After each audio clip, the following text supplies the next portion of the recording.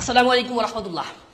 সফলতা বিজনেসের ক্ষেত্রে আপনি সফলতা চাইলেই কখনোই আপনার কাছে ধরা দিবে না।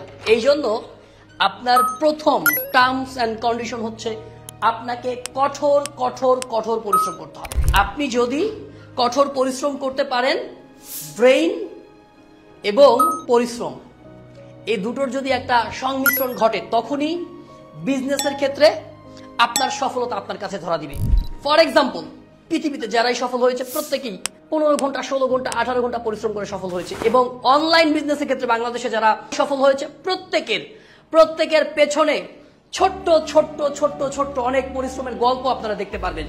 আমার নিজেকেও যদি বলি, আমি অনলাইন বিজনেসের শুরুর দিকের অনেক ব্যর্থতা ছিল, অনেক ফেইলার ছিল, কিন্তু ধীরে ধীরে একটা সময় গিয়ে আলহামদুলিল্লাহ সফল হয়েছি। এবং এখন বাংলাদেশের একজন সফল উদ্যোক্তা বলেন, বা সফল মধু ব্যবসায়ী বলেন, বা সফল ঘি ব্যবসায়ী বলেন, বা আম ব্যবসায়ী যাই বলেন না কেন, আলহামদুলিল্লাহ সফলতার সাথে গত 4 থেকে 5 বছর এই ইন্ডাস্ট্রিতে অলরেডি কাটিয়ে দিয়েছি, যার প্রেক্ষাপটে এত সুন্দর একটা অফিস হয়েছে।